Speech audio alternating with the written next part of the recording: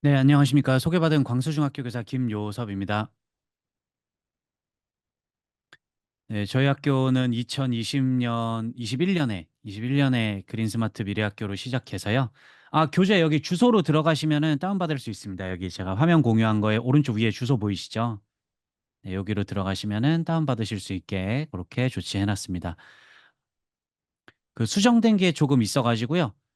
아, 네, 뭐 파일로 받으신 거 큰 차이는 없지만요. 예, 파일로 받으셔도 좋지만 여기 URL로 들어가시면 네, 다운받으실 수 있게 조치해 놨습니다. 저희 학교는 2021년 그린스마트 미래학교였고 이 그린스마트 미래학교가 공간 재구조화 사업으로 이름이 바뀌었죠. 이름이 바뀐 다음에 올해 이제 2024년에 모듈러 교실로 들어왔습니다. 근데 교실로 들어오기 전에 어떤 일이 있었냐면은 그 온라인 콘텐츠 교과서 선도학교라고 크롬북을 구입하는 사업이 있었어요.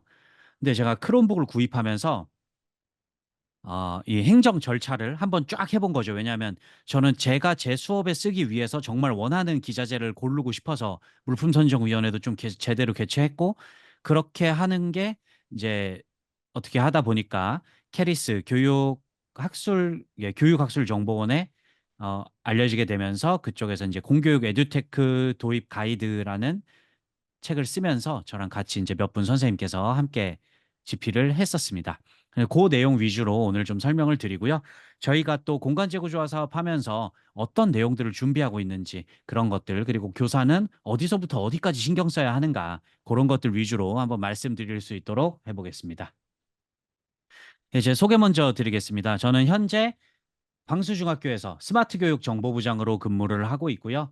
여기 밑에 보시면은 제 메일이 나와 있습니다. 이 메일로 오늘 끝나더라도 메일로 또 말씀 보내주시면은 제가 답할 수 있는 것들은 좀 답할 수 있도록 그렇게 하도록 하겠습니다.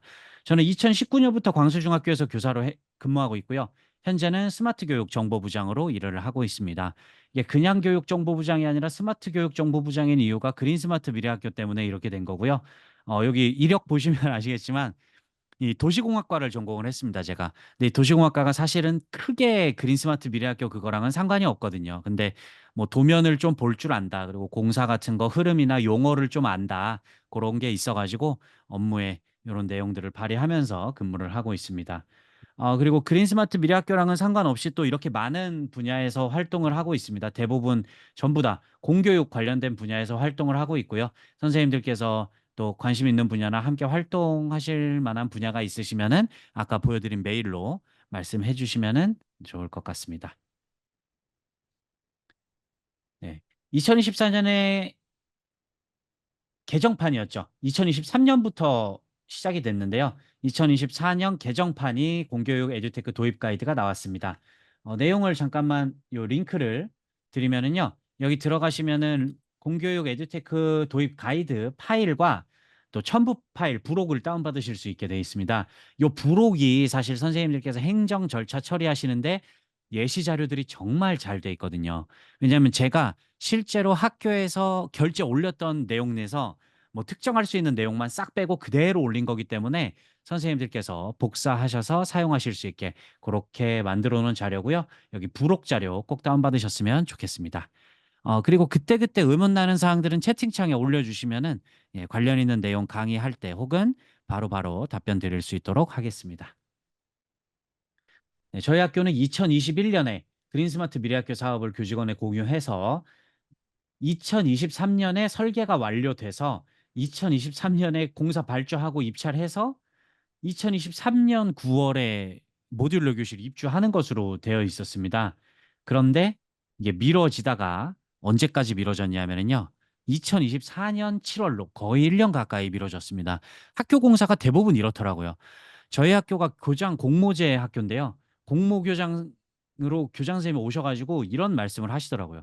공모 시작부터 끝까지 공사만 하다 끝났다. 근데 학교 공사를 많이 해보다 보니까 미뤄지지 않는 경우가 저는 거의 없었습니다. 그래서 2025년 2월 준공 예정이었지만 2025년 아마 7월, 8월 정도까지 가야 준공이 되지 않을까 그렇게 생각을 하고 있고요. 얼마 전에는 경기도 포천에 있는 이동중학교에 가서 그 이동중학교에 준공된 사례까지 한번 저희가 보고 왔었습니다. 예, 예산 문제가 이제 있는데요. 오늘 뭐 저희가 갖고 있는 예산이 여기 40억, 16억 합쳐가지고 57억 정도 되는데 이 57억에 대해서 다 말씀드리지 않고요. 교사가 학교에 딱 배정돼가지고 진짜 집행해야 되는 거. 정말 교사가 끌고 나가면서 집행해야 되는 요 스마트 운영 설비비. 저희 학교 같은 경우에는 5억 4천에 2억 6천 정도 해갖고 한 7억 조금 넘게 7억 1천만 원, 7억 3천만 원 정도가 됐다고 하더라고요. 이 7억 정도를 어떻게 집행할지, 어디에 돈을 쓰고 그거는 어떻게 행정 절차를 집행해야 될지 그 내용에 조금 집중을 해서 말씀드릴 수 있도록 하겠습니다. 예. 일단 먼저 저희가 교사지만 수업하는 사람들이지만 공무원이기 때문에 알아야 할 내용들이 있습니다. 예산 항목인데요. 예산 항목 앞에서 보여드렸던 스마트 운영 설비비는 여기 보여드리는 예산 항목에서 절대 벗어나지 않을 겁니다. 일반 수용비가 있고요. 교육 운영비, 비품 구입비, 기타 자산 취득비, 시설비 이렇게 5가지가 있습니다. 예산 항목 5가지 말씀드렸고요. 일반 수용비, 교육 운영비, 비품 구입비, 기타 자산 취득비, 시설비입니다. 그런데요. 여기서 교육 운영비로는 아마 사용하실 수 없을 겁니다. 왜냐하면 교육 운영비는 실제 학교에서 학생들이 사용하는 예산이라고 보시면 될 것 같아요. 여기 밑에 일반 수용비와 교육 운영비를 비교해 놨는데요. 교육 운영비는 실제 직접 교육 목적입니다. 직접 교육 목적은 우리가 수업 준비하는 것도 교육 목적이니까 이거 직접 교육 목적 아닌가? 이렇게 광의적으로 해석하시면 안 되고요. 조금 협소하게 해석해 주셔야 됩니다. 얼마나 협소하게냐? 학생들이 쓰는 물건, 학생들이 쓰는 것들 뭐 요렇게 수업 시간에 쓰는 것들로 조금 좁게 해석해 주시는 게 맞게 해석하시는 것 같습니다. 대부분 그거가 아닌 내용들은 일반 수용비로 저희가 집행을 하고 있고요. 뭐 수리비나 아니면은 교육용 기자재인데 교육을 하는데 쓰는 게 아니라 수업 준비할 때 필요한 거 그런 것들을 보통 일반 수용비로 많이 사용하고요. 이 비품 구입비 같은 경우에 태블릿 PC, 충전함, 크롬북 이런 거 구입하는 예산들, 전자칠판 구입하는 예산들, 학교 자산의 변동을 가져오는 예산들은 이 비품 구입비로 저희가 지출을 하게 되어 있습니다. 그리고 기타 자산 취득비 같은 경우에는요. 이거가 좀 하드웨어적으로 드러나진 않지만 소프트웨어 같은 거 있거든요. 소프트웨어 같은 거는 기타 자산 취득비로 구입을 합니다. 예를 들어 한컴 오피스 아니면 뭐 MS 오피스. 근데 이런 거 거의 학교에서 구입하는 일들 없죠. 왜냐하면은 이번에 포토샵 같은 거, 어도비 프로그램 같은 것도 거의 제가 알기로는 기타 자산 취득비가 아니라 구독형으로 바뀐 것으로 알고 있습니다. 그렇기 때문에 이 기타 자산 취득비는 선생님들께서 알고만 계셔야 합니다. 저 같은 경우엔 기타 자산 취득비 어디에 쓰냐 하면은요. 학교 운영 체제에 씁니다. 왜냐하면 좋은 컴퓨터를 사게 되면은 이게 나라 장터에 없어가지고 학교 장터에서 사게 되는데 운영 체제를 따로 구입해야 되는 경우가 종종 있습니다. 그러면 그 운영 체제는 영구적으로 쓸 수 있기 때문에 기타 자산 취득비로 구입하는 거고요. 아니면은 그 학교에서 저희가 동아리, 음악 동아리 예산으로 음악 편집 프로그램을 샀어요. 근데 이 음악 편집 프로그램이 영구 라이센스입니다. 옛날 포토샵 이런 것처럼요. 그러면 그런 거를 바로 이 기타 자산 취득비로 구입을 하는 거고요. 웬만한 에듀테크들은 전부 다 이 교육 운영비로 구입해야 하실 겁니다. 그래서 이번에 들어오는 예산으로 뭐 패들렛을 구입하시겠다, 띵커벨을 구입하시겠다 그런 것들은 구독형이기 때문에 예, 아마 스마트 교육 아까 앞에 보여드렸던 이 스마트 운영 설비비로 구입하시기는 조금 어려울 것 같습니다. 다음으로 시설비인데요. 공사가 들어가면은 강의 자료 주소 때문에 안 보이네요. 공사가 들어가면 이 시설비로 쓰셔야 된다. 이렇게 보시는 게 맞습니다. 학교 시설의 변화를 가져오는 거, 뭐 설계, 감리, 공사비 이런 것들은 전부 시설비로 쓰신다. 이렇게 알아주시면 좋을 것 같습니다. 그리고 여기 밑에 이 소모품과 비품의 차이가 나와 있습니다. 소모품 같은 경우에는 내용 연수가 1년 미만이고 그다음에 특정 금액 이하 물품. 보통 학교에서 행정실이랑 협의해서 이 특정 금액을 정하는데요. 저희 학교 같은 경우에는 10만 원으로 정했습니다. 10만 원 넘어가면 웬만하면 비품으로 처리를 하고요. 10만 원이 안 되면 그거는 소모품이다. 이렇게 처리를 하고 있습니다. 이 비품 같은 경우에는 여기 고가의 NBL 센서라고 나와 있는데요. 이 과학과에서 수업할 때 쓰는 NBL 센서인데 저 NBL 센서가 굉장히 잘 고장나요. 그래서 과학과 입장에서는 저걸 좀 소모품으로 쓰고 싶다 생각을 하는데 그래도 가격이 조금 고가기 때문에 10만 원 넘어가기 때문에 비품으로 등록해서 관리하고 있는 그런 경우가 있습니다. 그다음에 소모품의 정의가 여기 국고금 관리법에 이렇게 나와 있습니다. 1년 이상 계속 사용할 수 없는 물품 또는 일반 수용비로 취득한 물품 중 취득 단가가 50만 원 미만인 물품으로 되어 있거든요.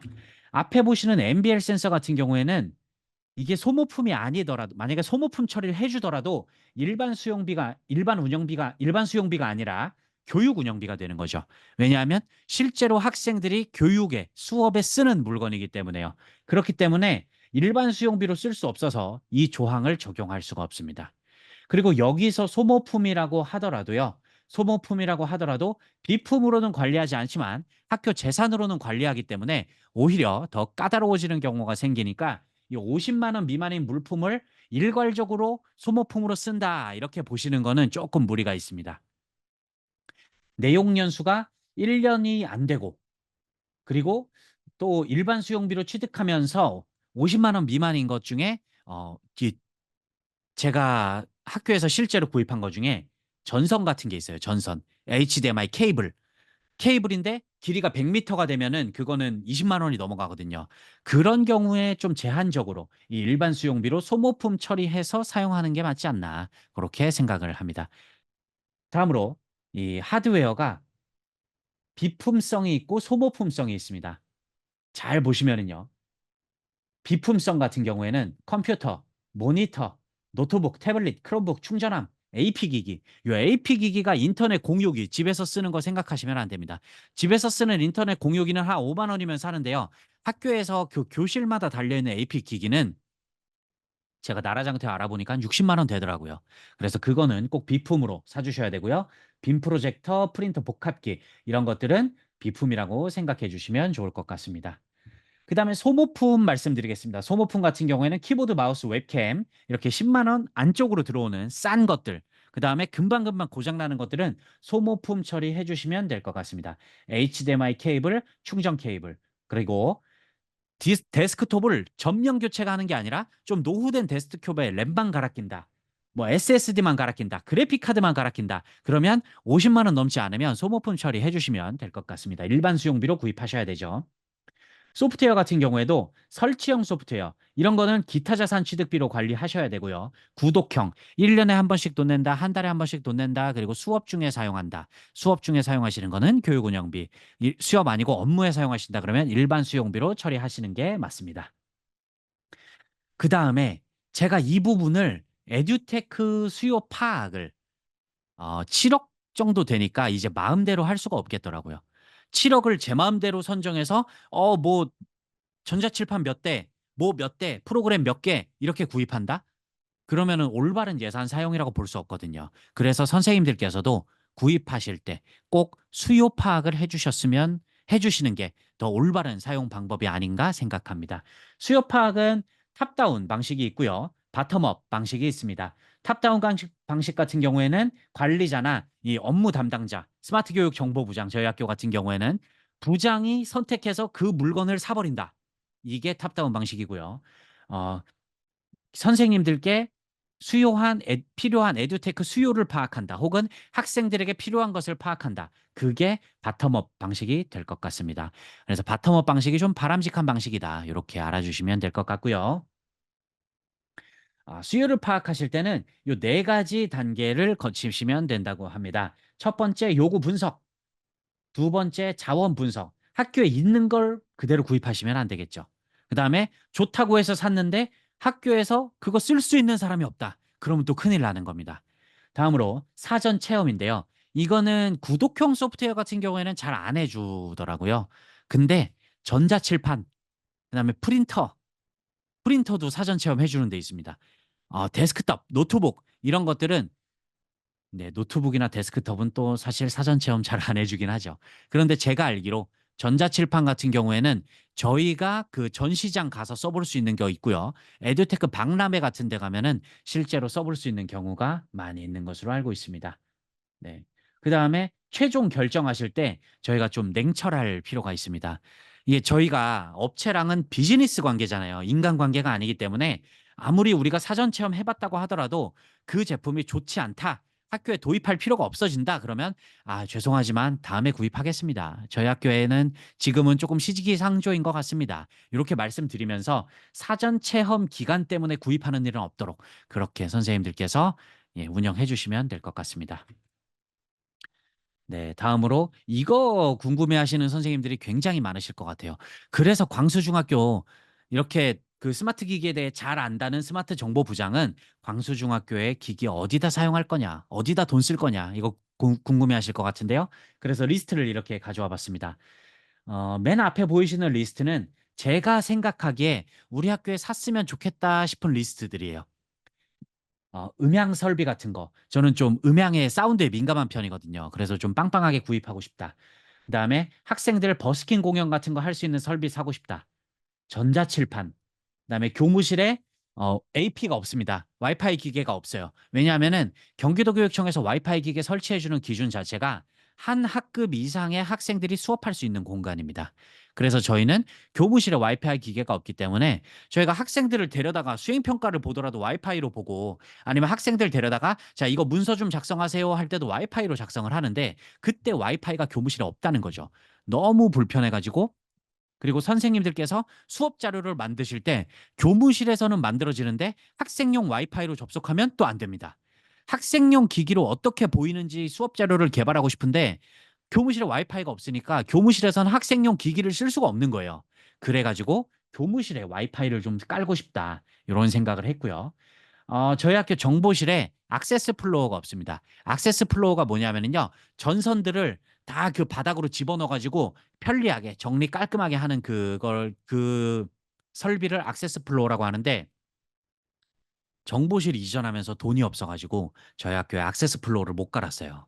그래서 이번에 스마트 설비비가 오면 액세스 플로어를 깔겠다 하는 거고요. 학생용 윈도우 노트북이 필요합니다. 왜냐하면은 저희가 이제 이동형으로 수업을 할 때 학생용 보통 학교에 크롬북이나 태블릿 많이 보급되어 있는 것으로 알고 있고요. 시도교육청에 따라 노트북이 보급된 학교도 있으실 겁니다. 근데 저희 학교 같은 경우에는 크롬북이 보급이 돼가지고 학생들이 exe 파일로 설치하는 프로그램 혹은 크롬북에서 구동할 수 없는 프로그램들을 쓰지 못하고 있어요. 그래서 이거를 좀 학생용 노트북을 구입해 가지고 이거를 쓰고 싶다. 그렇게 생각을 해서 학생용 노트북을 한 학급 정도 그렇게 구입하려고 합니다. 그리고 교사용 윈도우 노트북입니다. 이건 뭐냐면은 저희가 그전에 교육청에서 공동 구매한 노트북들은 전부 업무용 노트북입니다. 업무용 노트북이에요. 근데 그거를 이제 초등학교 같은 경우에는 데스크톱으로 보급받으시지만 중학교에는 업무용 노트북을 보급받고 이거를 수업에 쓰려니까 수업에 돌아가는 프로그램들이 안 돌아가고 버벅이는 경우가 생긴다는 거죠. 그래서 교육용 노트북을 좀 사고 싶다. 이런 생각을 했고요. 초등학교 같은 경우에도 수요가 충분하시다면 선생님들께 필요한 교육용 노트북 사시는 것도 추천드려보고 싶습니다. 왜냐하면 이 노트북이랑 데스크톱은 같은 가격이라도 크기가 크기 때문에 데스크톱 성능이 월등히 높습니다. 그래서 어, 업무용 데스크톱에서 문제가 없는 경우에도 업무용 노트북으로는 문제가 생기는 경우가 많기 때문에 저는 교육용 노트북 필요하다고 생각합니다. 그리고 교직원용 모니터입니다. 노트북 화면이 커봐야 15인치입니다. 그 15인치 가지고 업무하기 저희 솔직히 쉽지 않지 않겠습니까? 그래서 교무실에 설치할 수 있는 그런 노트북들, 스마트 교육 환경이라고 하면 스마트 수업 준비 환경도 필요할 거라고 생각을 하기 때문에 이 노트북도 모니터도 구입할 예정입니다. 그리고 스마트 설비 열심히 설치해 놨는데 이 저희 광수중학교 대강당에 이 스마트 기기 설비를 딱 설치하는 순간 소리가 안 들립니다. 조명도 잘 안 켜지고요. 앞에 프로젝터로 화면도 잘 안 떠요. 그래서 강당 안에 전교생 혹은 한 학년을 모아놓고 할 수 있는 프로그램들을 운영을 할 수가 없습니다. 그래서 그 한 학년 대상으로 운영할 수 있는 프로그램, 다학급으로 운영할 수 있는 프로그램, 체육 시간에 쓸 수 있는 프로그램 운영하기 위해서 강당에 좀 좋은 설비를 설치하려고 준비하고 있습니다. 네, 다음으로 디스플레이 장치입니다. 디스플레이 장치는 크게 보면 이렇게 세 종류가 있을 것 같습니다. TV, 전자칠판, 프로젝터죠.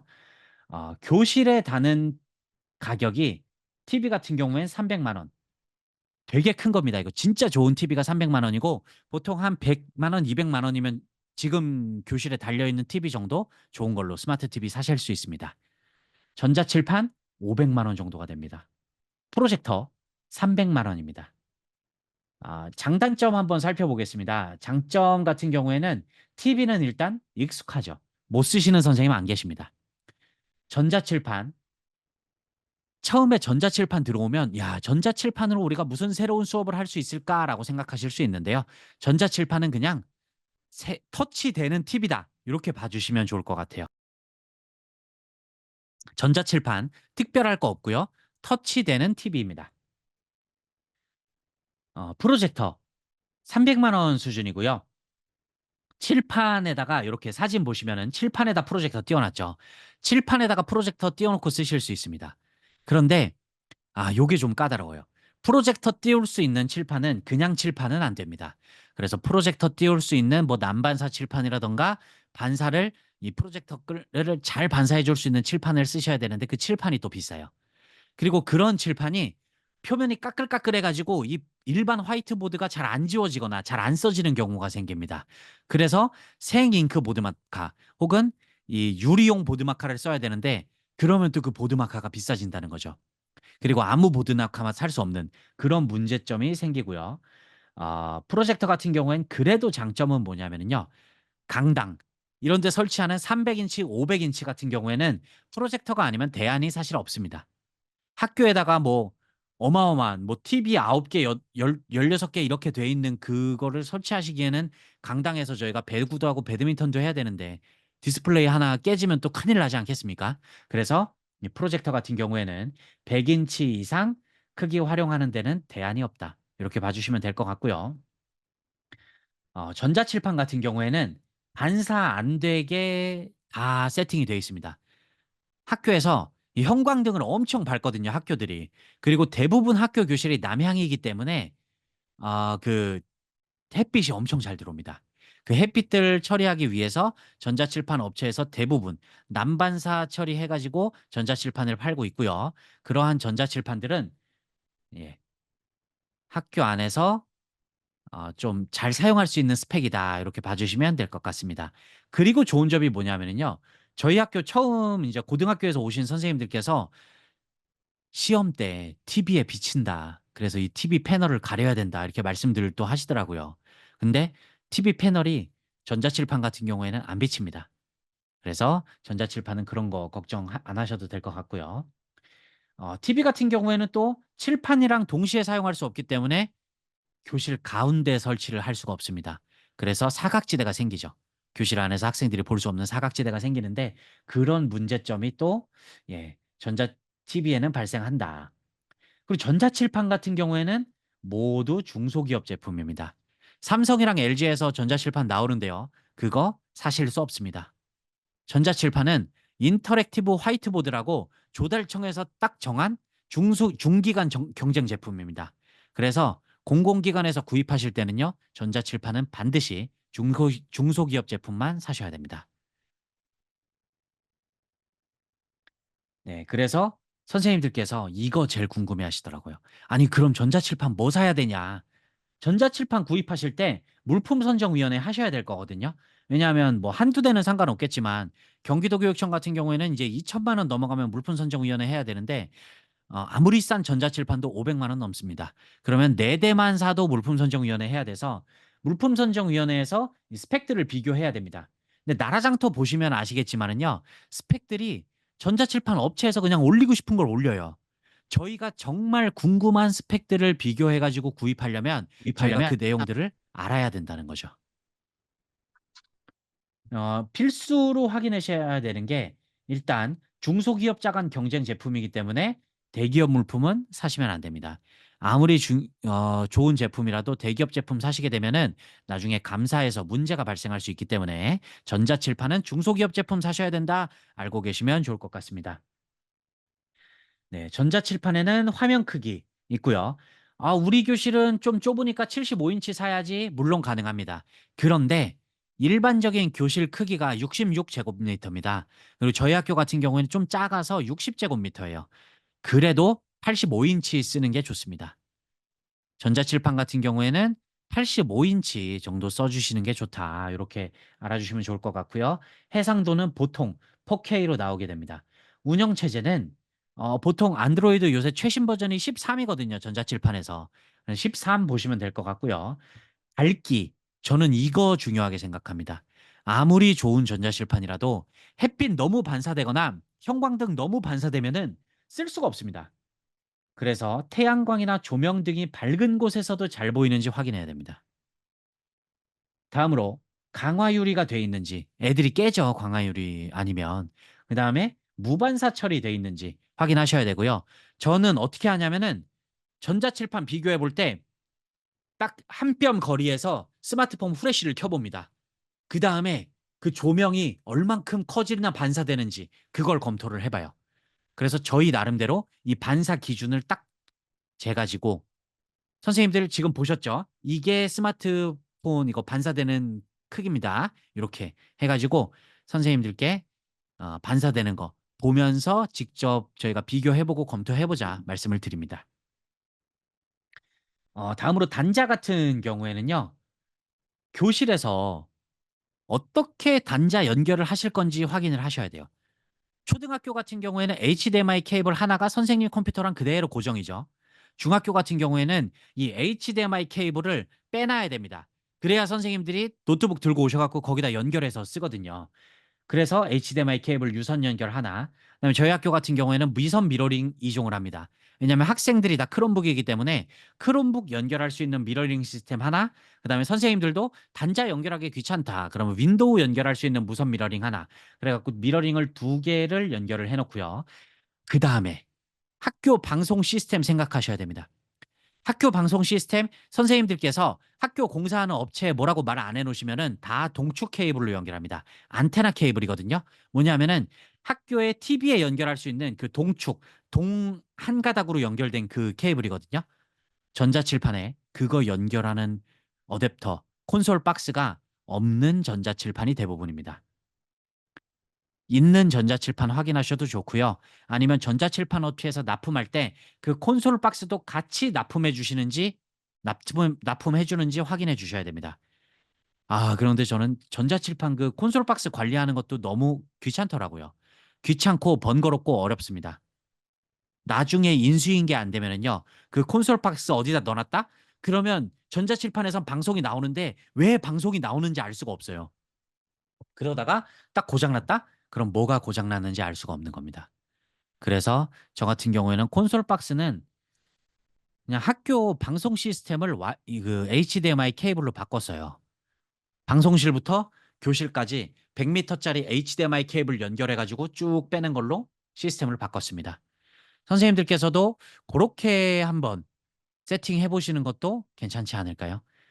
아직 공사를 안 하셨다면요. 혹은 만약에 동축으로 빠져 있다. 그러면 동축을 전자칠판으로 어떻게 받아줄 건지, 그 신호를 받아줄 건지 그거 봐주셔야 됩니다. 그다음에 스피커 보셔야 되고요. 저희 학교 같은 경우에는 지금 전자칠판 들어와 있는데 맨 뒤쪽에 앉아 있는 애가 들리도록 볼륨 조절하면 앞에 있는 애는 귀가 아프고요. 앞에 있는 애가 잘 들리도록 조절하면 뒤에 있는 애는 안 들립니다. 그래서 이 스피커 스펙도 어느 정도인지 꼭 확인하셔야 됩니다. 그리고 전자칠판 업체 중에 스피커 전자칠판에 넣는 거 자신 없다. 그냥 사운드바 드리겠습니다. 하는 전자칠판 업체 있습니다. 그러면 그 사운드바 관리하는 것도 일이거든요. 사운드바 받는 게 좋은 건지 아니면 스피커 짱짱한 전자칠판 받는 게 좋은 건지 선생님들께서 확인해 보셔야 됩니다. 내장형 PC, 전자칠판 살 때 내장형 PC 사시는 경우가 많은데요. 내장형 PC 같은 경우에는 대부분 3년, 4년 지난 컴퓨터입니다. 4년 전에 출시된 컴퓨터 모델이에요. 반드시 후회합니다. 다음으로 AS 기한 확인하셔야 되고요. 설치 형태, 매립형으로 하실 건지 벽에다 고정하실 건지 아니면 위아래로 왔다 갔다 하는 이동형 설치하실 건지 확인해 주셔야 되고요. 그 설치까지 전자칠판 업체에서 우리가 사기만 하면 다 해주는 건지 확인해 주셔야 됩니다. 다음으로 시험 같은 경우에 전자칠판 딱 설치해 놓고 선생님들께서 전자칠판이 심플한 게 좋다. 기능 많은 게 좋다. 웹캠도 달려있으면 좋겠다. 하시는 선생님들 계세요. 선생님들께 수요조사 한번 해보시고요. 그거를 전자칠판 업체에서 뭐 2월에 학기 초 연수 아니면 학기 중 연수 와서 시연해 줄 수 있는지, 연수해 줄 수 있는지, 해주면 몇 번을 해줄 수 있는지, 좀 힘들다고 하시는 선생님들 한 번 모이면 그거 한 번 더 해줄 수 있는지, 이런 것들 확인해 주시면 좋을 것 같습니다. 깔끔하게 정리해 왔습니다. 광수중학교 같은 경우에는 이렇게 물품 비교표 만들어 가지고 물품 비교해서 전자칠판 물품 선정하려고 준비하고 있습니다. 교재 보시면은 제가 요거 넣어놨으니까요. 선생님들께서도 보시면 좋을 것 같고요. 스피커 같은 경우에는 여기다가 제가 팁을 써드릴게요. 스피커는 트위터, 우퍼 시스템으로 구성되면 좋습니다. 우퍼는 몇 인치인지, 이렇게 들어가 있는 전자칠판 치고 안 좋은 스피커 없거든요. 그래서 이렇게 트위터 우퍼 분리되어 있는지, 우퍼 있다면 몇 인치인지 이런 거 확인해 보시면 좋을 것 같습니다. 네, 다음으로 디스플레이 장치는 중기간 경쟁 제품이기 때문에 반드시 중소기업 제품 구입하셔야 된다고 또 한 번 강조드리고 넘어가도록 하겠습니다. 네, 다음으로 디스플레이 장치입니다. 디스플레이 장치, 여기 나와 있네요. 똑같은 게 들어가 있었네요.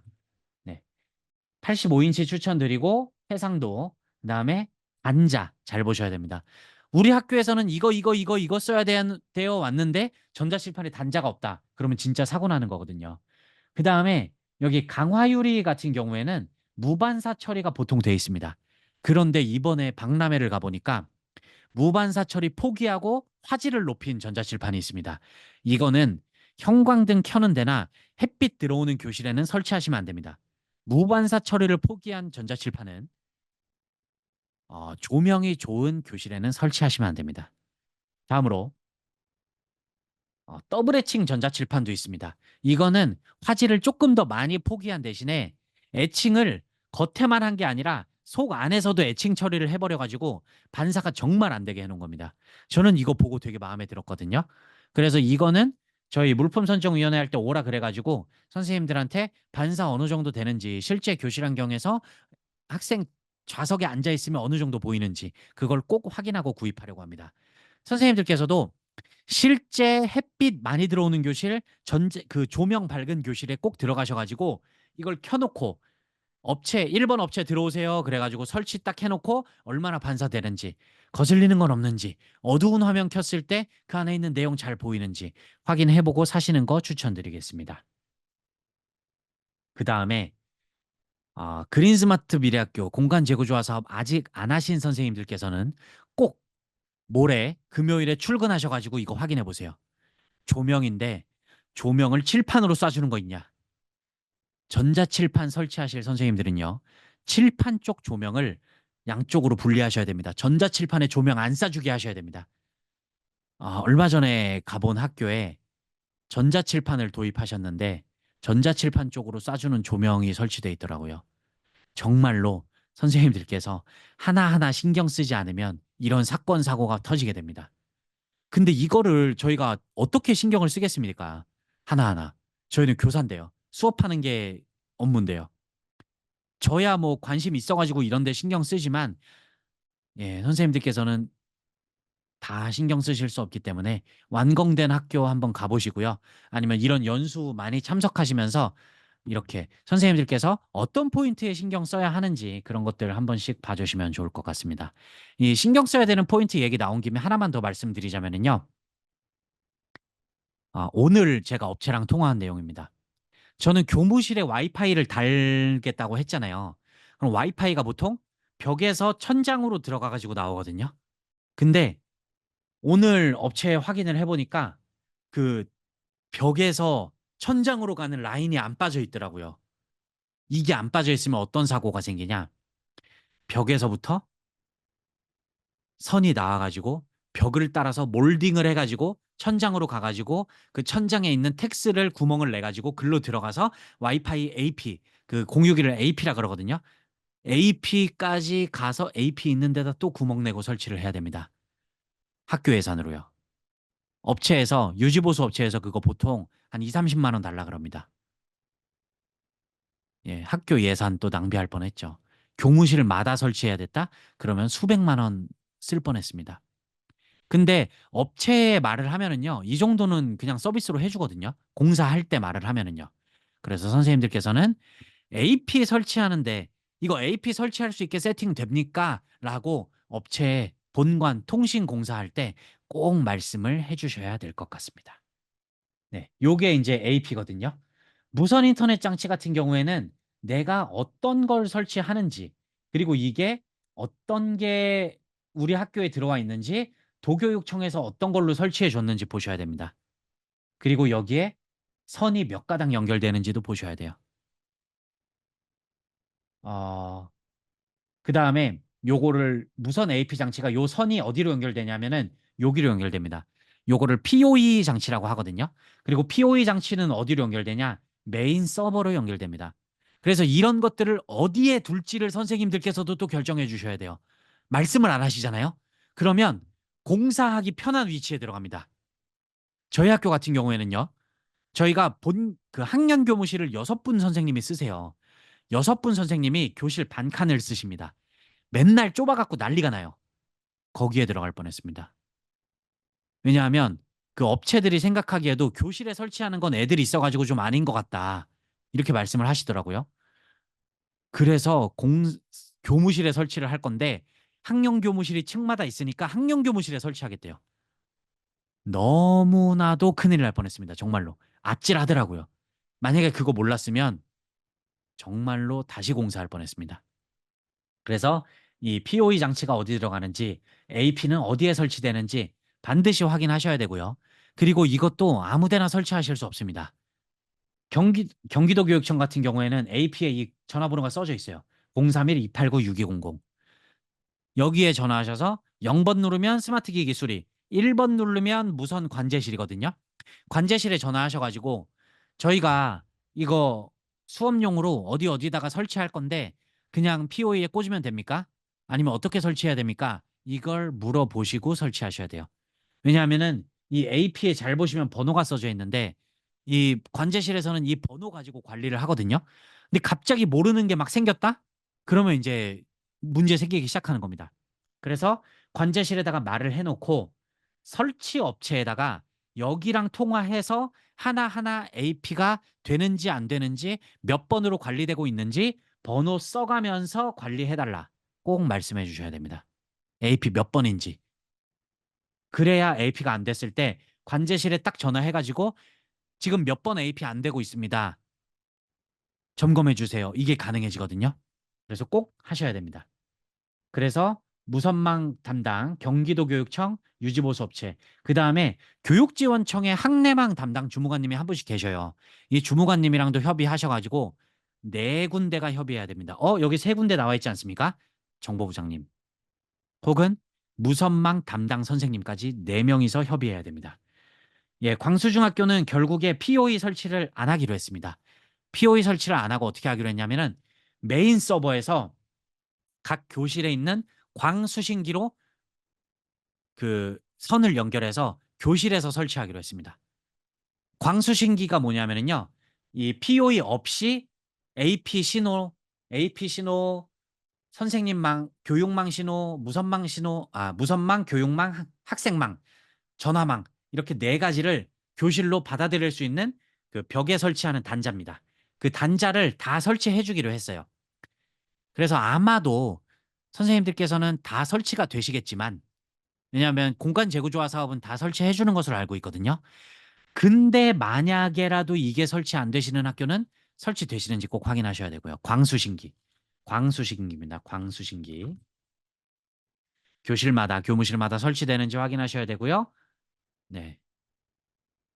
그다음에 광수신기를 위한 그 이거 스플리터라 그러거든요. 광수신기 스플리터. 이게 또 어디 설치되는지 확인하셔야 됩니다. 저희 같은 경우에는 본관에 하나만 있으면 된대요. 하고 그 하나는 그러면은 방송실 천장에 설치해 주세요. 이렇게 했거든요. 근데 이거를 또 막 어디 이상한 데 설치해 놓으면은 또 문제가 생길 수 있기 때문에 광수신기랑 광수신기 스플리터가 어디에 설치되는지 그런 것도 선생님들께서 확인을 해보시면 좋을 것 같습니다. 네, 다음으로 교사용 노트북입니다. 교사용 노트북이 이 사무용 기기 취득비가 교육청 매뉴얼에서 119만 원으로 노트북이 내려옵니다. 근데 선생님들, 저희가 이게 업무할 때 쓴다고 해서 사무용입니까? 교사용 노트북이? 제 생각에는 아니거든요. 교사용 노트북은 미래교용 수업용 기기예요. 저희 수업 들어가서도 써야 되고요. 수업 자료 개발할 때 인공지능 도구도 써야 됩니다. 그런데 이걸 사무용 스펙으로 구입했다? 나중에 문제 생기면은 방법이 없습니다. 이번 기회 아니면은 바꾸실 때 없으실 겁니다. 그렇다고 어떤 선생님이 AI 기술 많이 쓰신다고 그 선생님만 바꿔드릴 수 없잖아요, 저희가. 그래서 이번 기회에 대대적으로 바꿔드리는 거 추천드려보고 싶습니다. 저는 요 정도 스펙 추천드리고 싶거든요. 노트북 액정은 15.6인치 혹은 16인치. 그다음에 코어가 i5 최신 세대. 그다음에 램이 16기가. SSD 달려 있어야 되고 터치가 돼야 됩니다. 이 터치가 안 되면은요. 전자칠판이랑 연동될 때 또 힘든 경우가 생깁니다. 선생님이 노트북 보고 판서하실 수도 있어야 되고 전자칠판에도 판서하실 수 있어야 되거든요. 그래서 저는 이 투인원 기능, 노트북이랑 태블릿 같이 운영되는 기능 추천드리고 싶습니다. 그리고 이 투인원 기능이 된다고 해서 너무 무겁다. 그럼 선생님들께서 저희는 정말 열심히 일해갖고 사오는 거잖아요. 근데 선생님들께서 아, 누가 이렇게 무거운 거 사왔어? 이래버리면 또 상처거든요. 그래서 투인원 기능 되면서 윈도우 포함되어 있고 AS 좋고 터치까지 되는 거, 가벼운 거 선생님들께서 잘 알아보시고 사시는 것을 추천드리고 싶습니다. 그리고 이런 말을 하실 수도 있어요. 아니 119만 원에 맞춰서 사셔야지 막 200만 원짜리 250만 원짜리 사시면 어떡하냐. 아니 저희는 이게 사무용 기기 아니고 수업용 기기입니다. 수업에 쓰는 기기이기 때문에 교육용 기기로서 사무용 기기 스펙으로 살 수는 없습니다. 라고 저희가 반드시 말씀을 드리고 꼭 선생님들께서 수업할 때, 수업 자료 개발할 때 좋은 그런 것들을 사셔야 될 것 같습니다. 다음으로 학생용 기기입니다. 학생용 기기는 제가 알기로 교육청에서 다 보급을 해주시는 것으로 알고 있지만 그래도 저희 학교 같은 경우에는 다 크롬북으로 보급받았지만 애들 1인 1기기는 크롬북으로 보급하지만 정보교과, 기술과정교과 이런 데는 이 윈도우 노트북이 필요한 거예요. 선생님들께서도 만약에 다 태블릿으로 보급받으셨다? 그러면은 키보드가 달려있는 크롬북이나 아니면 윈도우 노트북이 필요하실 겁니다. 그러실 때 어떤 걸 구입해야 되냐. 이게 되게 고민이거든요. 어떤 때 어떤 걸 구입해야 되냐. 그래서 이렇게 준비를 해왔고요. 네. iOS 같은 거, 애플이거든요. 아이패드. 한 종류밖에 없어가지고 물품선정위원회 하기도 되게 까다롭습니다. 아이패드 구입하실 때는요. 저는 이렇게 말씀드리고 싶습니다. 이 iOS 같은 경우에는 활용 방법이 한정돼 있습니다. 생태계가 폐쇄적이거든요. 좋긴 합니다. 드로잉 같은 거 할 때는 아이패드 이길 수 있는 거 없습니다. 그런데요. 관리가 어렵고 연결성이 낮고 문서 생산성이 낮기 때문에 정말 아이패드만 필요하신 경우가 아닌 경우에는 저는 비추천드리고 싶습니다. 아이패드를 구입하실 때는요. 정말 아이패드가 필요하신 경우에 구입하시면 될 것 같습니다. 다음으로 태블릿 같은 경우에는 우리가 물품선정위원회 하게 되면은 중소기업 제품이 낙찰될 가능성이 높습니다. 법에 그렇게 돼 있어서 공무원인 저희가 어떻게 피해 갈 수가 없어요. 그런데 중소기업 제품 받으시잖아요. 받자마자부터 안 되는 제품들이 있습니다. 1년도 안 돼서 고장나는 제품 수두룩합니다. 뉴스에도 나오고요. 뭐 어디에도 나오고 문제 엄청 되는데 어떻게 고칠 방법이 없습니다. 다음으로 크롬북입니다. 크롬북 같은 경우에는 저는 어쩔 수 없이 이걸 선택합니다. 윈도우 사는 경우도 있는데요. 윈도우 같은 경우에는 너무 애들이 쓸 수 있는 게 무궁무진하다 보니까 관리가 너무 힘듭니다. MDM 같은 경우에 그 MDM 학생들 크롬북이나 컴퓨터에 설치해가지고 관리하는 프로그램을 MDM이라 그러거든요. MDM은 좀 한정적입니다. 그리고 가끔 고장 날 때도 있고요. 그래서 저는 크롬북을 선택해서 크롬북으로 보급받았고요. 네. 뭐 거의 안 되는 게 없기 때문에 크롬북으로 수업을 하고 있습니다. 제가 꼭 크롬북을 추천드린다는 게 아니고요.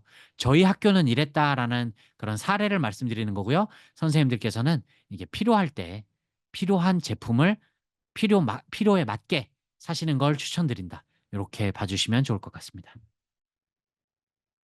네, 크롬북 같은 경우에는 제가 물품선정위원회를 해봤고 학생들이랑 저는 크롬북을 써서만 수업을 합니다. 크롬북만 써서 수업을 해요. 그렇기 때문에 요 스펙을 추천드리는 겁니다. 화면 크기는 12인치 이상을 추천드립니다. 막 10인치가 나와요. 10인치랑 12인치랑 놀랍게도 크롬북 크기가 똑같습니다. 왜냐하면 이 크롬북이 이렇게 생겼거든요. 요 베젤이 두꺼워져요. 10인치가. 그거 보고 너무 황당하더라고요. 아니, 그 크기가 작아지려면 기기 크기를 줄여야지 이게 뭐 하는 짓인가. 기기 크기는 똑같고 액정 크기만 줄어듭니다. 액정 크기가 너무 줄어들면 저는 이렇게 표현하거든요. 아니, 무슨 콩순이 컴퓨터 같이 만들어 놨어. 진짜 콩순이 컴퓨터처럼 보입니다. 그래서 이 화면 크기가 12인치 이상인 게 좋고요. 화면 해상도는 이 1990, 1080, 1920, 1080을 풀 HD라 그러거든요. 저는 풀 HD 이상의 스펙을 추천드리고 싶습니다. 다음으로 메모리는 4기가가 많이 나오고 있습니다. 4기가로 사시면은요, 선생님들 후회하십니다. 4기가로 사면은요, 크롬북이 뭐 기본적인 것만 해도 막 버벅이고 멈추고 그럽니다. 8기가 이상 추천드립니다. 그 다음에 마우스 포트 없는 것들이 있습니다. 마우스 생각보다 애들이 자주 쓰거든요. 마우스 포트가 달려 있는지 USB-A 포트라고 합니다. 이 마우스 포트가 달려 있는지 꼭 확인하셔야 됩니다. 그다음에 가방이랑 충전기를 업체에서 납품해 놓고 한 곳에 박스에다 넣어 놓고 갑니다. 차라리 가방이랑 충전기 받을 돈으로 그냥 금액을 깎아달라 이렇게 얘기하십시오. 이 가방이랑 충전기 비용이 너무 쓸모없습니다. 왜냐하면 저희 충전기로 충전 안 하고 다 충전함으로 충전하시잖아요. 그래서 충전기 저는 짐이라고 생각합니다. 다음으로 크롬북 사실 때는 이 CEU라는 게 있습니다. 크롬 에듀케이션 업그레이드거든요. 이걸 하면은 크롬북 시험 모드로 돌릴 수 있고요. 학생들 크롬북을 아주 잘 관리할 수 있습니다. 마지막에 연결된 IP 같은 것도 볼 수 있고요. 이 크롬북이 분실됐다? 그럼 사용 중지를 걸어버릴 수도 있습니다. 그렇기 때문에 CEU가 포함되어 있는지 혹은 내가 이거 납품 받으면 CEU 얼마에 납품해 줄 건지 요거 보시면 좋을 것 같습니다. 다음으로 스타일러스 펜 요거 저는 좀 중요하게 생각하거든요. 왜냐하면요, 음, 그 스타일러스 펜 중에 삼성 크롬북 9 버전은요 건전지를 넣어야 되는 스타일러스 펜입니다. 관리하기가 너무 힘들어요. 시중에서 판매도 잘 안 합니다.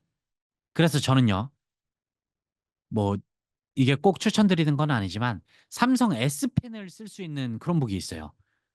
S펜 그냥 인터넷에 검색하면 모나미 S펜도 팔거든요. 막 3만 원에 팔아요. 그럼 펜 없어질 때마다 그거 그냥 소모품 비용으로 사서 주면 되잖아요. 스트레스 안 받거든요. 그래서 저는 펜이 쉽게 구할 수 있는지 이거를 정말 보고 있습니다. 그다음에 펜을 크롬북에 넣어서 보관하는 걸 좋아하시는 선생님도 계신데요. 저는 펜은 빼서 보관하는 걸 좋아합니다. 왜냐하면 펜을 딱 뺐으면은 학생들한테 야 크롬북 펜 몇 개인지 조사해 그러면 학생들이 짝짝짝짝 펜 숫자만 세서 저한테 딱 얘기하거든요. 근데 펜이 크롬북에 꽂혀 있다? 그럼 크롬북 다 꺼내가지고 아니 몇 번 크롬북에 펜이 없어요. 아니 크롬북이 펜이 꽂혀져 있는데 안 빠져요. 막 이러거든요. 그래서 저는 펜을 따로 보관하는 크롬북을 좋아합니다. 다음으로 아이패드 구입하실 때는 반드시 특별히 쓸 일 없으면 구입하지 마셔라. 이거를 말씀드리고 싶습니다. 노트북 같은 경우에는요. 네. i5가 지금 15세대에 나오고 있습니다. 15세대 나오고 있고 16세대 앞으로 나올 예정입니다. 내년에 구입하실 거면은 16세대 사시는 걸 추천드리고요. 윈도우 포함 램은 16기가 이상, SSD는 512기가. 학교에 납품하는 업체들이 왜 그러는지 모르겠는데 램을 자꾸 8기가로 납품을 해요. 근데 8기가로 하면 버벅이거든요. 그래서 꼭 16기가 확인해 주셔야 되고요. 네, 화면 크기는 15인치 이상. 그다음에 저는 요거 중요하다고 생각합니다. PD 충전. 노트북 충전기로 충전되는지요. 노트북이래. 핸드폰 충전기로 충전되는지요. 저는 핸드폰 충전기로 충전되는 게 중요하다고 생각합니다. 아, 그래야 충전함에 쓰기가 편해요. 충전함들이 다 그 핸드폰 충전기로 돼 있거든요. 그래서 저는 이 핸드폰 충전기로 충전되는 PD 충전 기능이 있는지 선생님들께서 확인하시는 걸 추천드리고 싶습니다. 저희 광수중학교가 17인치 이상으로 이걸 구입하는 이유는요. 태블릿이나 크롬북에서 실행 안 되는 프로그램을 꼭 수업 시간에 써야 되는 교과들이 있습니다. 정보교과, 기술과정교과. 그런 교과들을 위해서 그런 교과들은 요 윈도우 노트북을 사가지고 한 학급치를 충전함에 넣어갖고 그 교실에 넣어드리려고 그렇게 세팅을 준비하고 있습니다. 네, 다음으로 충전함입니다. 충전함 같은 경우에는요. 이 맨 오른쪽에 보시는 거는 제가 학교에서 만든 거예요. 충전함이 이런 거 하나 사면 막 300만 원 이런데 학교에서 만드니까 재료값이 40만 원 들더라고요. 그 일반 수용비로 그 부품들 하나하나 구입해가지고 제가 만들었습니다. 너무 잘 쓰고 있어요. 근데 결국에는 충전함으로 가야 됩니다. AS가 안 되거든요. 네, AS가 안 되고 그다음에 여기서 만약에 뭐 그럴 리는 없겠지만 불났다? 그러면은 제가 또 할 말이 없어집니다. 그래서 KC 인증받은 나라장터에서 판매하고 있는 충전함을 사고요. 어, 이게 일반형 충전함. 학교에 아마 다 납품 이런 식으로 되는 것으로 알고 있는데요. 일반형이고요. 여기는 모듈형입니다. 모듈형은 충전함 안에 들어가는 그 부품만 납품을 하는 거예요. 그래서 이 부품을 갖다가 껴놓고 장을 짭니다. 장을 짠 다음에 이 크롬북 요거를 딱 쓰면은 너무 이쁘게 교실을 세팅할 수가 있죠. 근데 문제는 뭐냐? 저희 학교 교실이 좁고요. 장을 짤 수 있는 돈이 없어가지고 저희가 장을 안 넣기로 했습니다. 교실에. 장을 짤 수 있는 돈 아까 스마트 설비비로 하면 되는 거 아니냐. 그런데 저희가 경기도 교육청에서 안내받기로 진짜 직접 스마트 설비에 쓸 수 있는 비용 90%, 그다음에 간접적으로 스마트 설비를 운영할 수 있는데 꼭 필요한 그런 기타 자재를 기타 비품을 쓸 수 있는 거 10% 이렇게 안내를 받았거든요. 10%로는 장을 짤 수가 없더라고요. 그래가지고 학교에 그 또 교육청에다가 소규모 개선 사업 예산을 신청했더니 장 짤 거면 그 돈 못 준다 이러더라고요. 그냥 일반적으로 나라장터에서 사는 사물함만 살 수 있지 교실에 들어가는 장은 못 잔다 이러시더라고요. 그래갖고 그럼 우리 어떻게 해야 됩니까? 스마트 학교라고 공사해놨는데 그러면 딸랑 전자칠판 걸어놓고 끝입니까? 그리고 애들 맞춤 장도 못 짜주고 그냥 사물함 학교에서 학교장터에서 팔고 있는 거 알록달록한 거 나무 모양 돼 있는 거 그거 넣어줘야 됩니까? 그랬더니 뭐 어쩔 수 없다 그러시더라고요. 그래서 저희는 그거는 포기를 해버렸습니다. 네, 다음으로 충전함 규격 보실 때요. 이 충전 방식 보셔야 됩니다. 만약에 크롬북이나 노트북 충전할 건데 9와트, 18와트 사셨다? 충전 안 될 수도 있습니다. 크롬북 충전 스펙 45와트, 노트북 충전 스펙 65와트, 충전한 포트 하나에서 이 정도 제공하는지 보셔야 되고요. 아니, 그러면은 보세요. 65와트 노트북이거든요. 제일 높은 겁니다. 30대 하면 1950와트거든요. 멀티탭 하나가 보통 2000와트 감당합니다. 근데 여기 1950와트죠.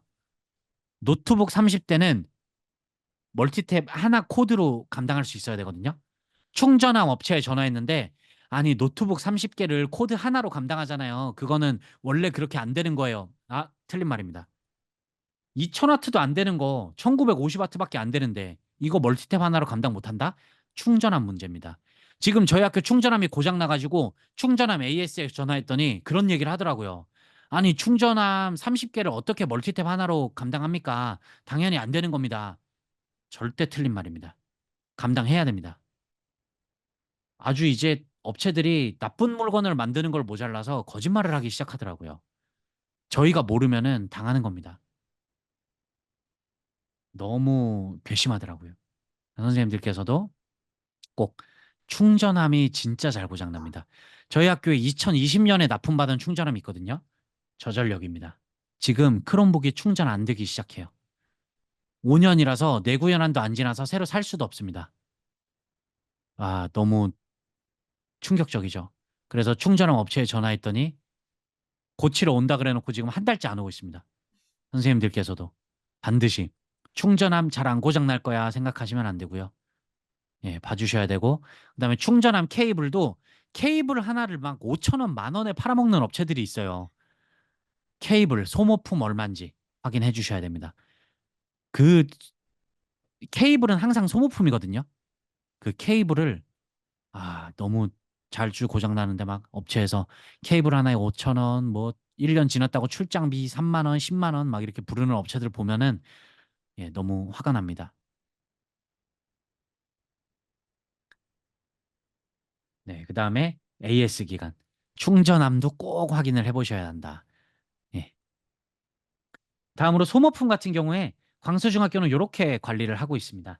마우스를 사가지고요.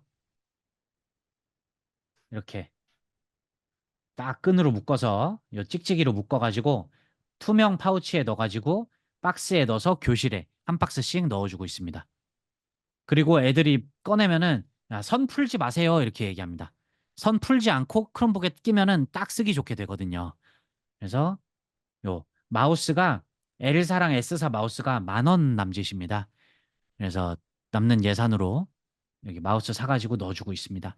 선생님들께서도 혹시 학생들이 마우스가 필요할 것 같다 그러면은 마우스를 사서 넣어주시면 되고요. 네, 마우스도 AS 보셔야 됩니다. 그 마우스는 정말 대기업 마우스를 쓰시던지 아니면은 마우스로 유명한 회사거든요. L사가.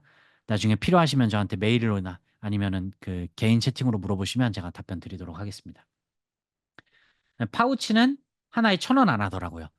투명 미니 파우치가 중요한 게 그 투명한 게 중요한 이유는요.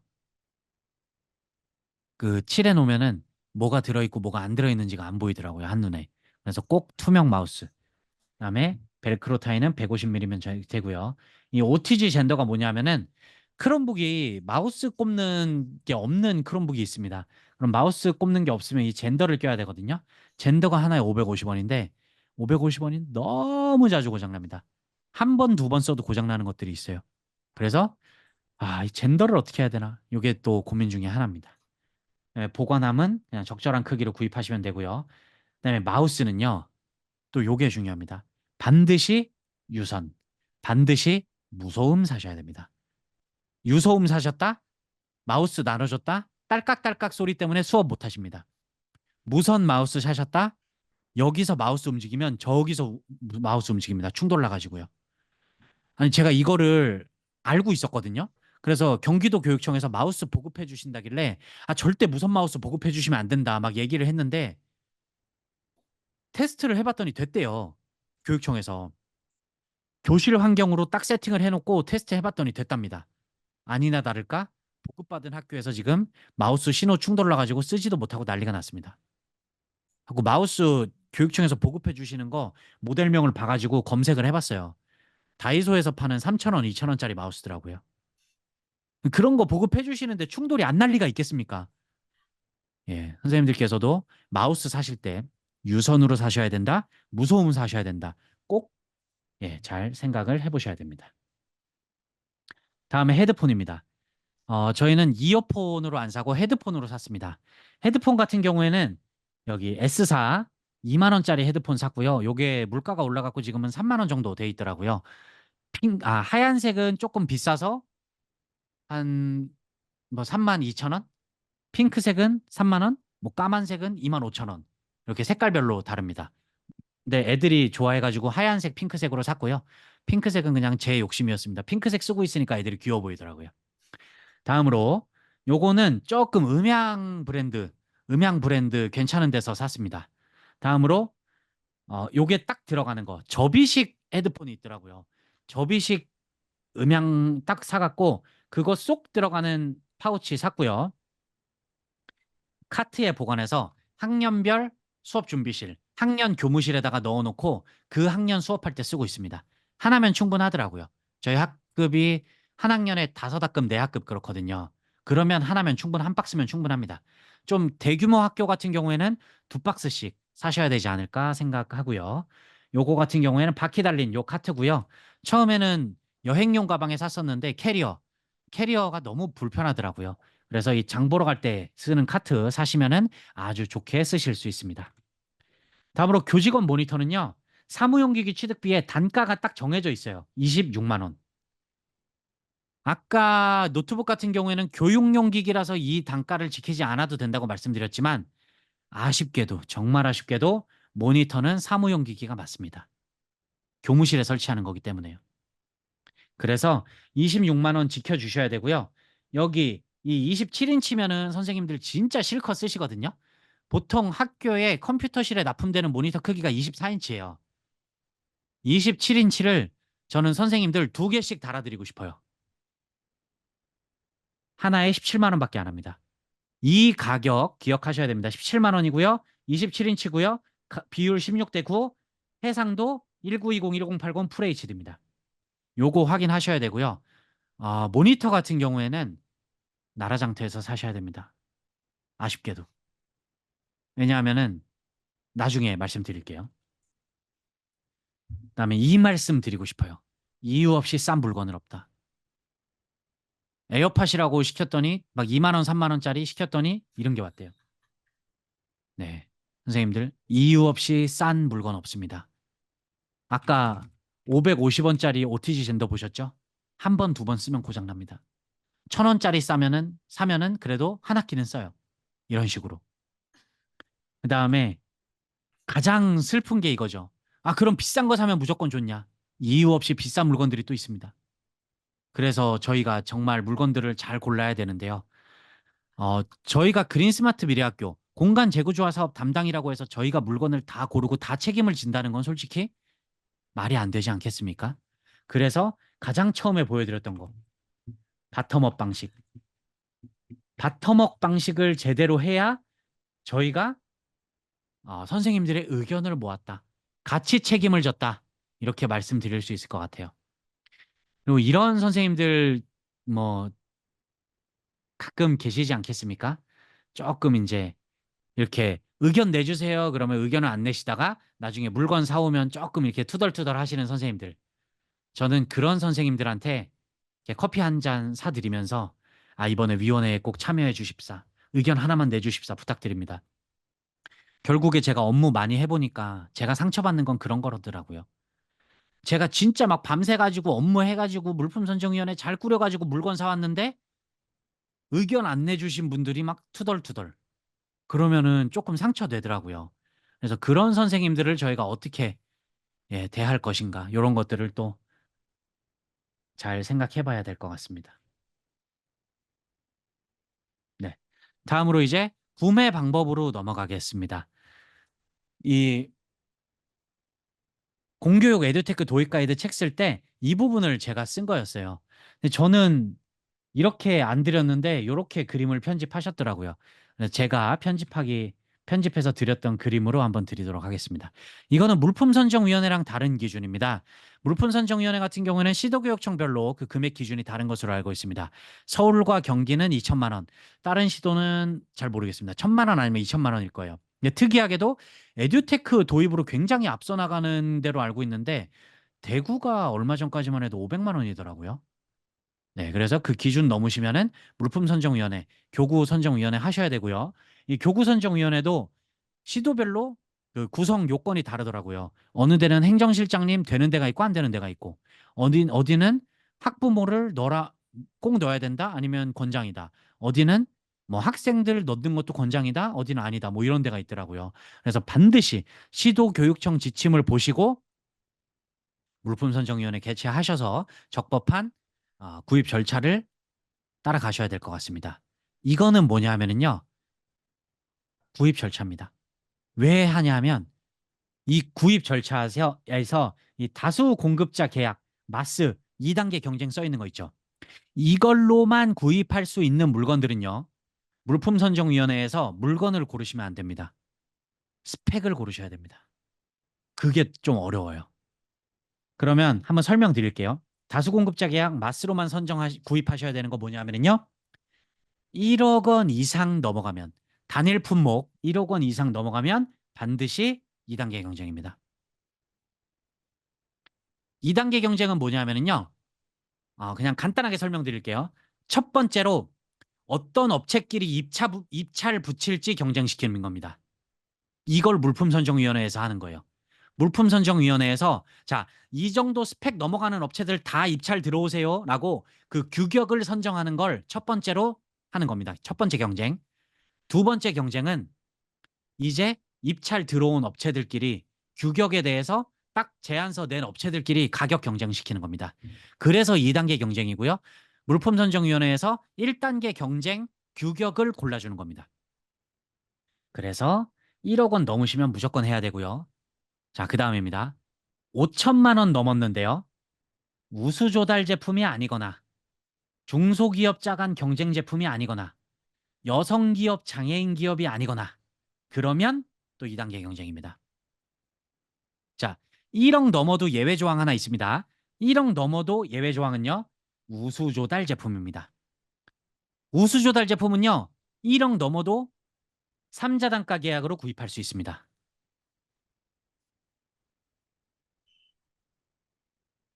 그다음에 중소기업자 간 경쟁 제품, 장애인 기업 여성 제품은 1억까지입니다. 1억까지. 그다음에 이제 밑으로 내려가면 조금 복잡해지기 시작하는데요. 이 밑에 있는 것들을 하나하나 말씀드릴게요. 1인 수의 계약은 간단한 방식입니다. 견적서 안 받아도 돼요. 견적서 안 받아도 되고 조금 더 낮은 가격 같은 경우에는 그냥 11번가 이런 데서 사도 되는 그런 제품들입니다. 그다음에 학교 장터 올라와 있는 거 그냥 사도 되는 제품들입니다. 그다음에 2인 이상 수의 계약. 2인 이상 수의 계약은요. 어, 나라장터에 등록된 3자 단가 계약 혹은 2개 이상의 업체로부터 제안서를 받아가지고 둘 중에 더 좋은 제안을 한 업체 걸 구입해야 됩니다. 이 제안서 받는 시스템이 학교 장터에 되어 있거든요. 그래서 학교 장터에서 그냥 물건 구매하는 게 아니라 제안 요청해가지고 2개 이상 업체로부터 견적 받아가지고 더 좋은 제안된 업체 걸 선정하는 게 바로 이 2인 이상 수의 계약입니다. 왜 이게 어렵냐 하면은요. 계약이잖아요. 계약서를 학교에서 다 쓰면은 그게 또 행정 업무가 늘어나는 거거든요. 그래서 어, 그 시스템 이거를 뭐라 그러더라? 지정 정보 처리 장치라 그러나요? 그 나라 장터랑 학교 장터가 지정 정보 처리 장치예요. 학교에서 하는 계약들을 되게 편리하게 만들어주는. 그래서 이 2인 이상 수의 계약이더라도 업체한테 계약서 입찰 그 견적서 2개 아무데나 받아갖고 넘기는 방식이 아니라 학교 장터를 통해서 입찰 받아가지고 하는 게 행정 절차를 간소화하는 방법입니다. 네. 그리고 요거 넘어가면은 뭐 입찰 방식도 있긴 하지만 저희가 간단하게 구입하는 게 중요하지 않겠습니까? 2단계 경쟁이 그 다음으로 간단한 방식입니다. 첫 번째, 1인 수위. 그냥 구입하는 거. 두 번째, 2인 수위. 혹은 3자 단가. 3자 단가는 나라장터 의미합니다. 그래서 우리가 학교에서 구입할 수 있는 건 이런 식으로 구분할 수 있다 생각해 주시면 될 것 같아요. 네. 그러면은 2단계 경쟁 어떻게 해야 되냐? 2단계 경쟁은요. 제가 실제 학교에서 했던 업무 프로세스입니다. 내부 결제로 구입 계획을 냅니다. 구입 계획 내부 결제될 때 부침으로 구입 계획서를 쓰는 거죠. 그다음에 물품선정위원회 개최를 합니다. 그럼 구입 계획서 안에 물품선정위원회에서 규격 어떻게 정해가지고 어떻게 입찰 붙여가지고 언제까지 납품 받을 거고요. 막 이런 걸 다 넣어놔야겠죠. 그 예시가 여기 링크 들어가면 있습니다.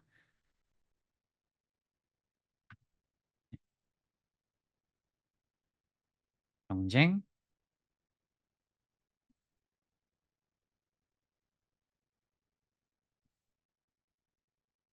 여기 강의 자료 들어가도 당연히 이 링크 눌러서 다운받으실 수 있고요. 제가 또 링크 채팅창에 올려놨으니까 필요한 선생님들께서 한 다운받으시면 될 것 같습니다. 아, 내가 봐도 우리 학교는 이 마스 해야 될 것 같다. 이거 행정실에서는 마스라고 부르시거든요. 마스 해야 될 것 같다 싶으시면은 네, 다운받아 놓으시면 이 계획서 쓰는 게 저희 또 엄청나게 귀찮은 일 아니겠습니까? 그 계획서 쓰실 수 있게 준비해서 넣어 드렸습니다.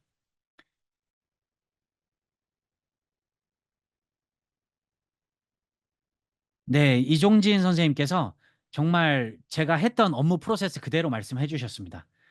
제가 사업부서여 가지고 물품 선정 위원회 개최 기한까지.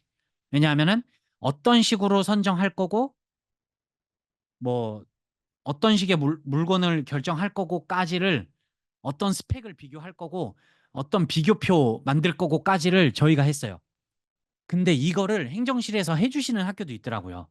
그래서 저 같은 경우에는 사업부서에서 했지만 이 물품선정위원회 개최까지 행정실에서 해 주는 학교도 있습니다. 그다음에 여기 내부결제 물품선정위원회 같은 경우에 내부결제 등록부 서약서 위촉동에서 제품 비교표 회의록 평가표 결과표까지 행정실에서 보통 해 주십니다, 많은 학교에서. 그다음에 물품선정위원회에서 결과가 나왔잖아요. 그러면 2단계 경쟁이기 때문에 이거를 나라장터 시스템에 입력을 해야 됩니다. 나라장터 시스템에 입력을 하게 되면은요, 그 행정실에서 입력까지 해 주시거든요. 입력하게 되면은 저희가 이 내부 결제에서 언제까지 입력 받을 거다, 물품선정위원회 언제 할 거고 언제 개최 기한 올릴, 결과 기한 올릴 거고, 이 기한을 근거로 제가 알기로 10 일인가 일 주일인가 그래요.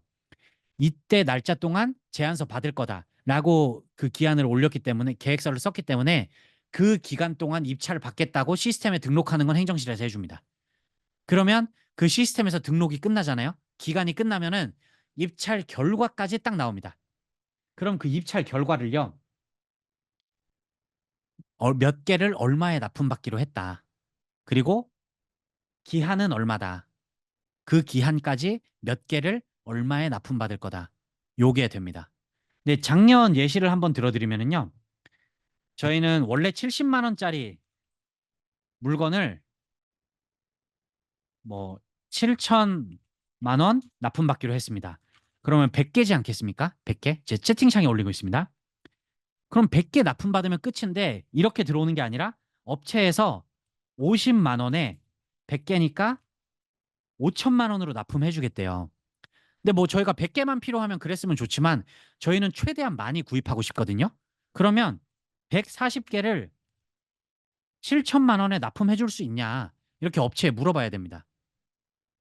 아니면 애초에 제안서 쓰는 업체들한테 제안 들어오는 거 실시간으로 확인해서 전화해 가지고 "우리는 너희가 쓴 가격으로 7천만 원어치 다 납품받을 거다. 이거 안 되고 딱 100개만 납품해 줄 거면은 제안서 빼라."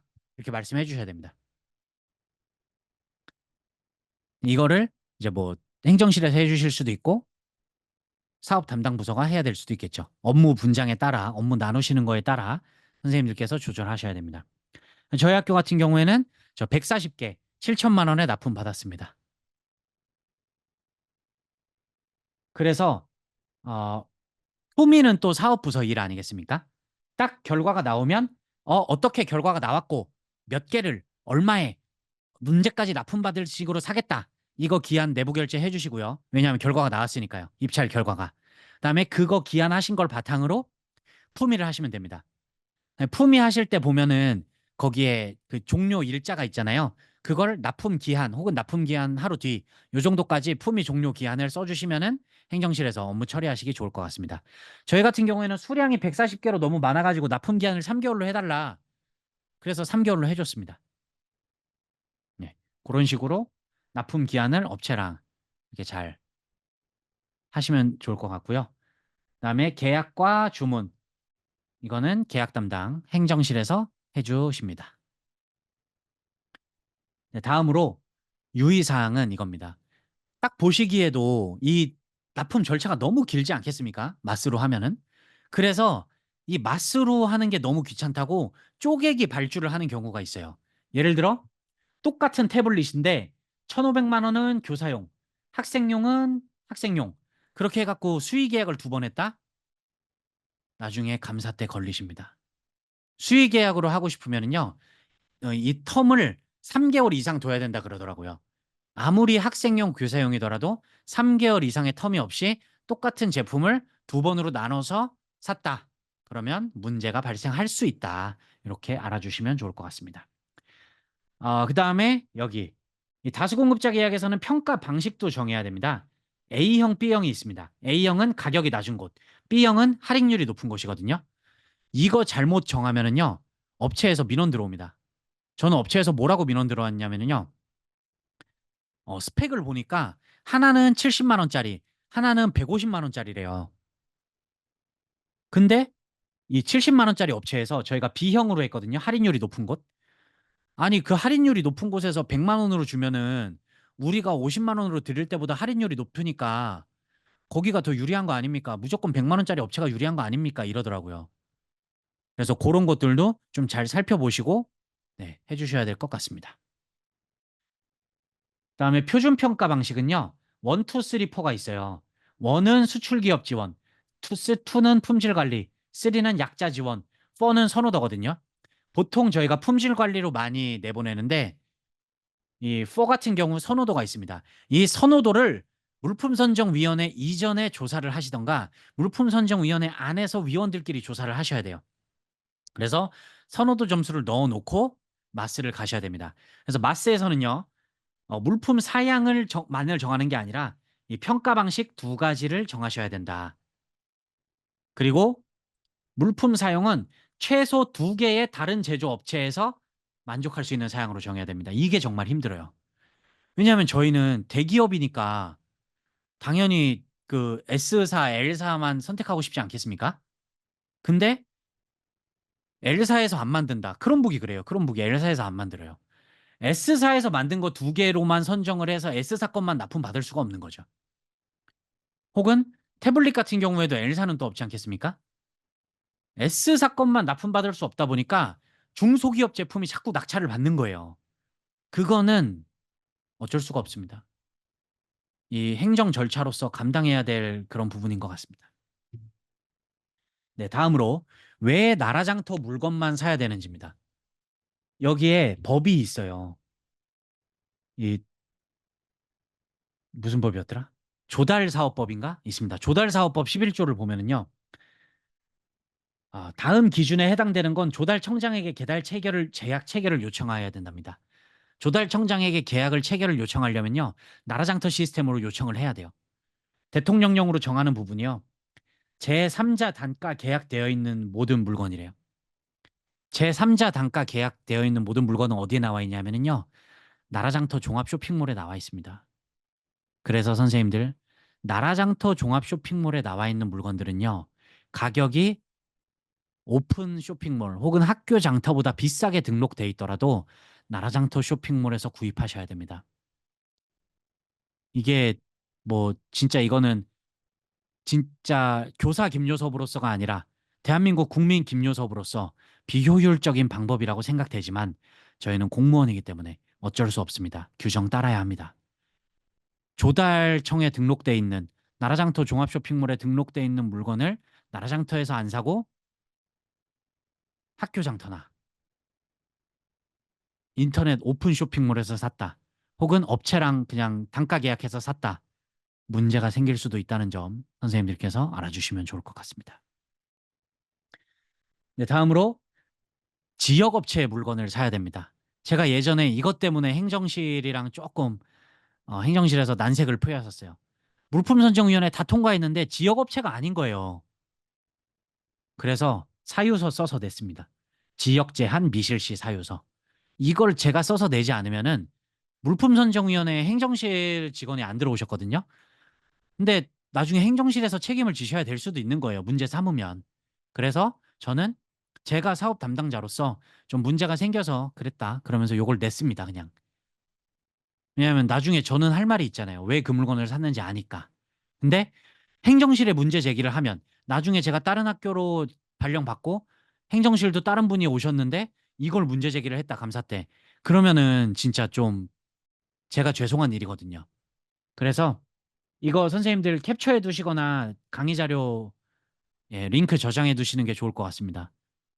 쓰셔야 될 수도 있고요. 그래서 저는 이래서 지역 제한 미실시 했습니다. 라고 사유서 한 장만 내주시면은 나중에 뭐 행정실에서 크게 문제 될 일 없으시니까 저는 요거를 써서 냈습니다. 그리고 이 지역 제한 실시해야 되는 이유는 이겁니다. 경기도교육청에서 물품, 공사, 용역할 때 경기도 걸 사라 얘기했다고 합니다. 네. 그 다음에 이제 선생님들께서 보내주신 Q&A 하나씩 짚어보고 이번 연수 마무리하도록 하겠습니다. 디지털 교과서 도입으로 설치되는 스마트 기기 권장 사양, 권장 설치 기기. 일단 종류 같은 경우에는요. 저는 태블릿 추천드리지 않습니다. 태블릿에 저게 없거든요. 터치가 잘 안 되거든요. 터치 기능이 없거든요. 키보드가 없거든요. 태블릿엔 키보드가 없고 노트북엔 터치가 없습니다. 그래서 저는 크롬북 추천드립니다. 혹은 터치되는 터치되는 노트북. 그 두 가지 추천드리겠습니다. 제가 옆에다가 답을 그냥 쓸까요? 크롬북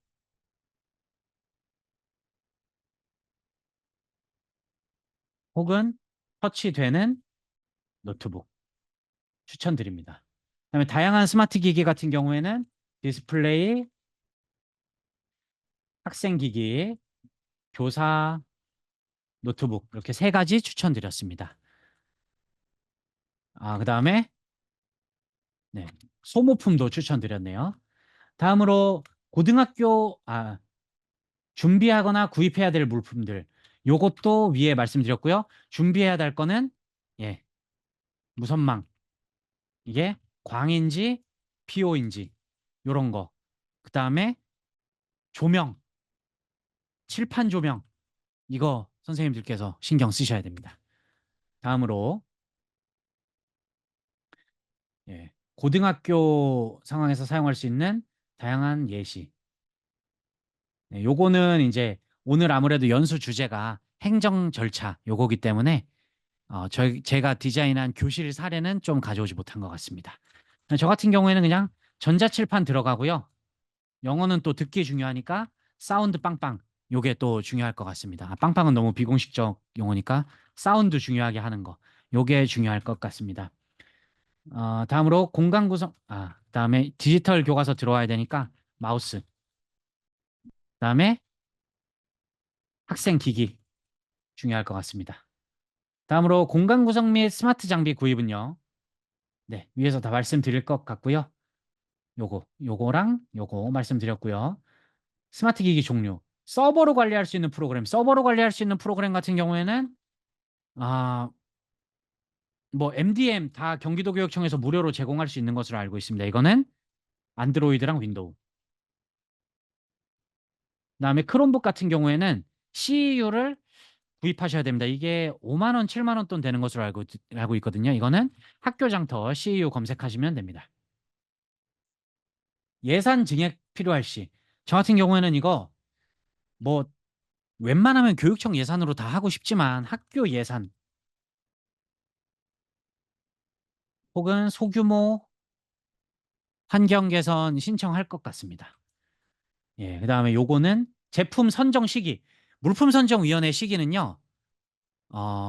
납품 받기 넉넉 잡고 전 3개월 보름 생각합니다. 저는 납품 3개월 보름 전. 왜냐하면 업체가 3개월 안에 납품 힘들어할 수도 있거든요. 그다음에 시기 절차는 말씀드릴 것 같고요. 물품 선정 위원회. 그다음에 먼저 구입한 학교에서 나온 문제 사례. 문제 사례는 아까 말씀드린 분리발주 문제. 그다음에 전자칠판 설치했는데 형광등 있는 문제. 그런 거 있고요. 그래서 요 정도 답변 드릴 수 있을 것 같습니다. 그다음에 분리발주 주의. 그다음에 지역 제한. 사후 관리 AS 같은 경우에는 경기도교육청은 학교에서 다 해주거든요. 교육청에서. 근데 AS 같은 경우에도 이거는 입찰하시면서 물품 선정 위원회 하시면서 어, 무료 보장 기간, AS 보장 기간 확인하셔야 됩니다. AS 보장 기간은 유료 AS 보장 기간입니다. 근데 막 내구 연한이 10년인데 AS 보장 기간이 5년이다. 그런 거 사시면 안 되죠. 적어도 내구 연한까지는 유료로 AS 보장해줘야죠. 그다음에 효율적인 에듀테크 세팅 범위 저는 전자칠판, 사운드, 어, 학생기기, 교사기기 이 정도 생각합니다. 스마트 기기 관련해서는 제가 안내 드릴 수 있을 것까지 안내해 드렸고요. 저는 요거 경기도 교육청에서 10%로 안내 받았고요. 아마 도교육청의 담당자, 담당 장학사님, 담당 주무관님께 말씀드리는 게 제일 정확한 일 아닐까 생각합니다. 아, 저 같은 경우에는 어디에 쓸 거냐면요. 광장, 아, 대강당 공사, 정보실 공사 이런 데다 쓸 겁니다. 저희 같은 경우에도 1인 1기기 다 구입돼 있고 스마트 기기 웬만큼 많이 구입돼 있거든요. 그래서 대강당 공사에 좀 많이 쓸 겁니다.